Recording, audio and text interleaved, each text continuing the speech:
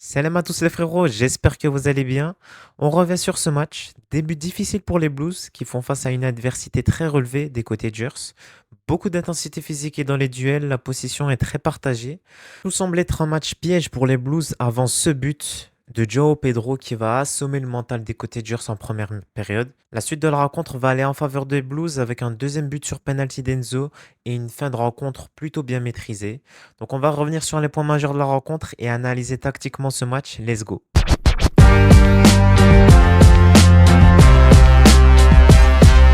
Composition côté Blues assez classique avec cette formation en 3-1-3-3 en phase offensive.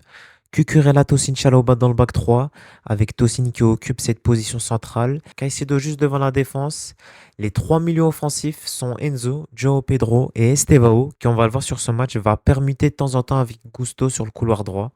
Et devant, Delap, Pedro Neto et Gusto Estevao sur tout le couloir droit. Côté Hagers, la composition est assez trompeur, donc on n'est pas du tout sur un 4-2-3-1, on est plutôt sur une même animation que l'année passée, à savoir en 5-2-3 en phase défensive et en 3-4-3 en phase offensive, avec cette charnière centrale composée de Bassey, Anderson, Tété, donc ce back 3, Sessegnon et Castagne qui ici en rouge viennent prendre les couloirs, Berge Lukic double pivot, et une animation offensive assez libre avec Iwobi et Joshua King qui vont venir faire des appels intérieurs-extérieurs et participer à la construction du jeu et Muniz devant. Afin de faire redescendre le bloc de Fulham qui était assez haut en première période, il y a des séquences où Chelsea est passé en 2-2-3-3, donc c'est-à-dire Tosin Chalobah derrière, Cucurella Caicedo en tant que relanceur et Enzo, Joao Pedro, Gusto ou Estevao, ça dépend, qui viennent s'insérer entre les lignes ou dans les demi-espaces.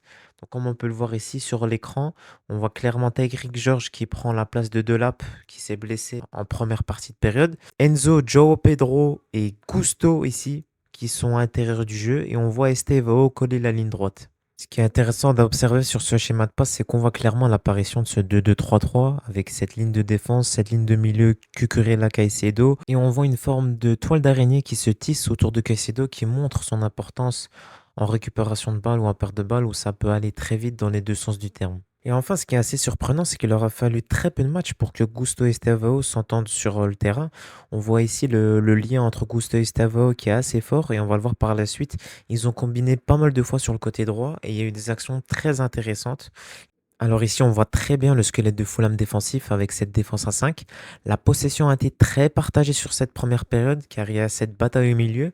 Et même quand Joao Pedro redescendait d'un cran entre les lignes pour pouvoir combiner, Tété étant en marquage sur lui, il va venir le suivre pour empêcher Enzo de jouer sur l'homme libre, à savoir Joao Pedro, et donc obliger les Blues à jouer sur les côtés. Et enfin, ce qui est aussi intéressant, c'est qu'on voit ici Esteo qui vient coller la ligne droite et c'est Gusto qui se retrouve en tant que demi-espace droit offensif. Et on voit cette apparition donc du 2-2-3-3 comme je l'ai discuté précédemment avec Cucurella Caicedo en tant que relanceur. Caicedo, Joao Pedro et Gusto ici qui forment ce triangle. Et enfin, l'animation offensive avec Estevao et Pedro Neto qui écartent sur les côtés et Tyrick George en tant que numéro 9. Belle combinaison en première période avec Chalobah qui relance sur Gusto sur le couloir droit, Estevao qui vient se positionner intérieur du jeu. Et ces permutations entre Estevao et Gusto sont vraiment très intéressantes parce que d'une part, ça crée de l'espace dans le dos et d'autre part, en fait, ça crée de l'incertitude dans le marquage des côtés Jers.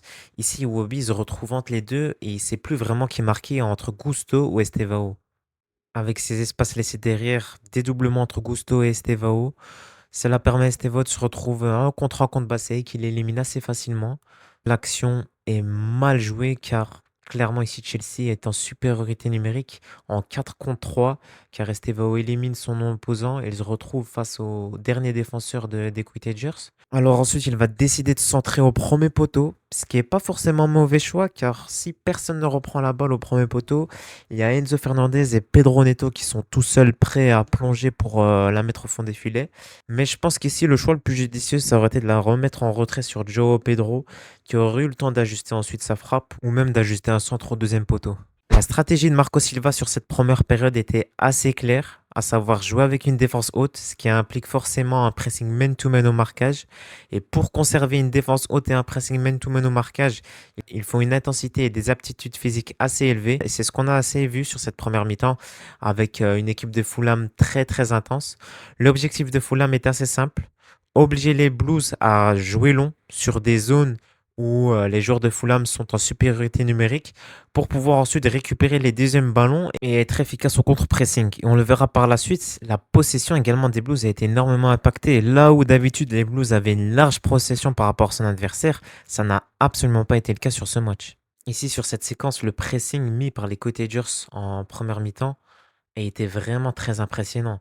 Castagne sur Cucurella, on voit même un dépassement de fonction de Lukic, qui est normalement dans le double pivot, qui vient presser Tosin à la relance. Ses coéquipiers, donc Iwobi, Joshua King et Muniz, viennent faire la même chose sur les Blues. Et ça oblige donc Tosin à jouer en retrait, car il a très peu d'opportunités pour jouer devant, et c'est assez risqué parce que le bloc offensif des Fulham, en l'absence du ballon, a la supériorité numérique au milieu de terrain. Donc en cas de perte de balle, ça peut faire très très mal. Donc ici, Tosin décide de jouer sur la défensive, de la remettre à Sanchez, qui n'a plus d'autre choix que de jouer long. Et donc là, le plan de Marco Silva est totalement réussi parce qu'en obligeant les Blues à jouer jeu long, c'est Fulham qui dicte le jeu et le tempo. Ensuite, ils peuvent plus facilement anticiper les zones de rebond et donc être beaucoup plus tranchant au contre-pressing et en transition. Et étant donné que Fulham joue avec un bloc bien compact au milieu et une défense haute, c'est plus facile de récupérer la possession. Et on va le voir sur cette première mi-temps, les joueurs de Fulham ont récupéré beaucoup de fois la possession sur les deuxièmes ballons. Une autre stratégie mise en place par Marco Silva, notamment grâce au marquage individuel, c'est empêcher toute relance dans les demi-espaces et notamment les relances d'Enzo Fernandez. Car on le sait, Enzo Fernandez est d'une importance cruciale à la construction. Et en mettant à chaque fois un homme au marquage individuel sur lui, ça limite ses options de relance. Et on l'a vu sur cette première mi-temps, Enzo Fernandez a réalisé une prestation immonde. Les stats à la mi-temps reflètent assez bien la physionomie du match, avec une possession assez partagée, 54 contre 45%. Une bataille de pressing au milieu de terrain, avec une possession loss in middle third assez partagée également de part et d'autre. Et l'intensité physique du match a été également très très élevée. Avec ici, on voit dans les duels que c'est très très serré, 59 de part et d'autre. Et les duels aériens également, 16 duels gagnés de part et d'autre. J'ai trouvé que la première mi-temps de Fulham est assez mal payée, car comme on le voit ici, ils auraient pu ouvrir le score malgré le fait que ce but a été signalé hors jeu. Récupération de balle sur Caicedo, et on le sait, Caicedo c'est vraiment la toile d'araignée du système des Blues. Ça part en transition derrière, les joueurs de Fulham vont directement exploiter le côté gauche ou le côté droit des Blues. Car étant donné que Gusto joue dans une position assez offensive, en cas de perte de balle de Caicedo, c'est sûr et certain qu'il sera en retard. Et donc ici, les joueurs de Fulham vont juste en une passe casser totalement le bloc défensif des Blues. Ça va donner une belle opportunité de 1v1. Fulham ouvre le score, mais but signalé hors jeu. Les joueurs de Fulham vont continuer à insister sur cette zone, à savoir la zone de Estevao et Gusto, car c'est la zone la plus offensive et donc la plus vulnérable du système de Maresca. En phase de possession, les Cottagers étaient en 3-4-3. Il y a deux choses qui sont vraiment analysées dans leur build-up et qui expliquent pourquoi la possession a été aussi partagée. Tout d'abord, il y a l'occupation des zones centrales. On voit ici Iwobi qui redescend à l'intérieur du jeu pour décrocher entre les lignes. Il attire un joueur au marquage avec lui, donc derrière, ça crée l'espace. Et deuxièmement, il y a également les permutations entre les joueurs, tout particulièrement Sessegnon et Basset. On le rappelle ici, Basset occupe de base une fonction beaucoup plus centrale dans la défense à 3. Il vient ici permuter avec Sessegnon et jouer piston gauche. Cela va créer de l'incertitude dans le marquage des Blues. Et on voit ici Estevao qui est hésitant et en retard sur Sessegnon. Je trouve que la séquence de jeu se traduit hyper bien à travers ce schéma de passe. Donc on voit ici clairement un schéma de jeu en 3-4-3 avec Iwobi qui est le joueur à la construction le plus utilisé dans le schéma des Cottagers. On voit également ce double pivot, le numéro 16 et le numéro 20, qui bouge beaucoup offensivement pour venir amener le surnombre dans les zones centrales. Et donc les Cottagers ont beaucoup insisté sur le côté gauche avec ce jeu en triangle entre Iwobi, Basset et Sessegnon et ces permutations entre ces trois joueurs afin de profiter du déséquilibre offensif du système de Maresca. En allant presser haut les Blues et en les forçant à jouer dans des zones où ils s'y attendent, les joueurs de Fulham ont donc plus facilement pu anticiper les seconds ballons. Et on va le voir sur ce match, sur la première mi-temps notamment, où les Cottagers ont récupéré un grand nombre de deuxièmes ballons, ce qui a donné beaucoup d'occasions. Sur cette séquence, les joueurs de Fulham obligent les Blues à jouer long. Récupération de balle. En gagnant ce deuxième ballon, Iwobi permet directement de passer la ligne du milieu de terrain et il a le temps d'ajuster une frappe puissante face à Sanchez. Ça a été vraiment un match très disputé au milieu de terrain avec beaucoup d'intensité et de fautes de part et d'autre. On peut le remarquer également sur les statistiques où on voit 11 fautes concédées contre 17 côté Fulham avec notamment 2 cartons jaunes pour les deux équipes.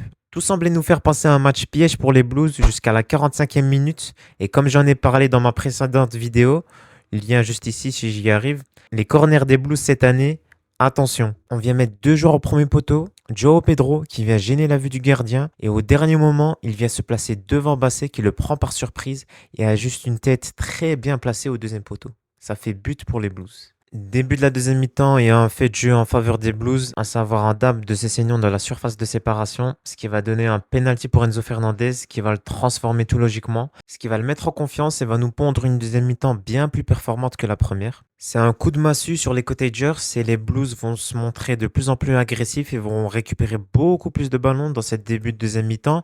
Ici, récupération haute, ça revient également sur les pieds de Estevao qui, on peut le dire, a gagné la plupart de ses duels face à Basset.